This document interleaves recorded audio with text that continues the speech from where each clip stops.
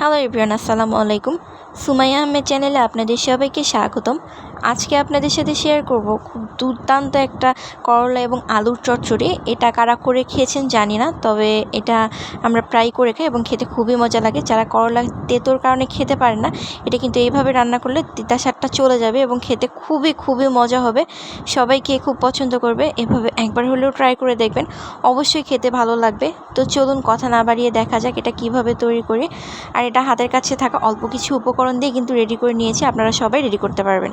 এখানে কিছু লম্বা করে একটা বড় হাইব্রিড করলা কেটে নিয়েছি এবং দুটো বড় আলু কেটে নিয়েছি। এখানে কিন্তু লম্বা হাইব্রিড করলাটাই নিতে হবে, ছোট করলা তেতো হয় বেশি, এই জন্য ছোটো করলা নেওয়া যাবে না। এখানে সরিষা মিক্স নিয়েছি, লাল কালো দুটো সরিষা, আর এখানে একটা ইলিশ মাছের মাথা এবং লেজ পিস টুকরো করে নিয়েছি। এখানে নিয়েছি মরিচ, 7 থেকে 8টা মরিচ ফালি করে নিয়েছি এবং সাথে দুটো পেঁয়াজ কুচি করে নিয়েছি।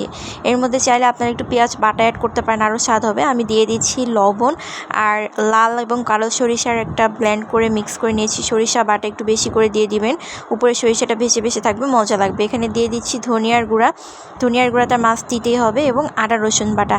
আদা বাটাটা একটু বেশি দেওয়ার চেষ্টা করবেন, যেমন আমি এখানে দিয়ে দিয়েছি আদা বাটা 1 চা চামচ এবং রসুন বাটা 1/2 চা চামচ। আদা বাটার থেকে রসুন বাটাটার পরিমাণে অবশ্যই কম দেবেন। এবার এটা খুব সুন্দর করে আস্তে হালকা হাতে সময় ধরে চেপে মাখিয়ে নিব।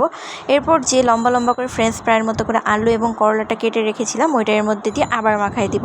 আর আবারও বলছি, লম্বা যে হাইব্রিড মোটা করলাগুলো আছে ওগুলো নেবেন, কারণ ওই করলাগুলোতে দেখা যায় যে তিতা কম থাকে। আর এর মধ্যে দিয়ে নিয়েছি নর্মাল রান্নার সয়াবিন তেল।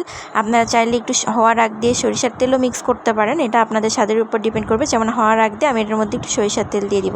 তো এই যে এভাবে একটু সময় ধরে আবারও আলু আর করলাটি মাখিয়ে নিয়েছি এবং এর মধ্যে যে ইলিশ মাছের মাথা এবং লেজটা নিয়েছিলাম, এর মধ্যে একটা মাথা একটা লেজ নিয়েছি জাস্ট একটা সুন্দর ঘ্রাণের জন্য এবং স্বাদে যাতে সবাই খেতে পারে, একটা ভিন্নধর্মী স্বাদ আসার জন্য এটা দিয়ে দিয়েছি। এরপর এর মধ্যে দিয়ে দিব পানি একটু বেশি করে দিব আলুটা সিদ্ধ হওয়ার জন্য এবং করলাটা সিদ্ধ হওয়ার জন্য পানি একটু বেশি দিয়ে দিয়েছি এবং পানি দেওয়ার পরে একটু নাড়াচাড়া করে এটা পুরোপুরি হাই ফ্লেমে দিয়ে দিব। তা হাই ফ্লেমে দেওয়ার পর 20 থেকে 25 মিনিটের মধ্যে হয়ে যাবে।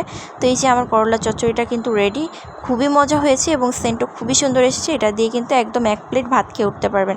ধন্যবাদ সবাইকে। ভিডিওটি কেমন লাগলো জানাবেন, ভালো লাগলো অবশ্যই চ্যানেলটি সাবস্ক্রাইব করবেন এবং ভিডিওটিতে একটি লাইক, কমেন্ট এবং শেয়ার করবেন। আর একবার হলেও বাসায় ট্রাই করবেন, অবশ্যই সবাই খেয়ে আপনার প্রশংসা করবে। ধন্যবাদ।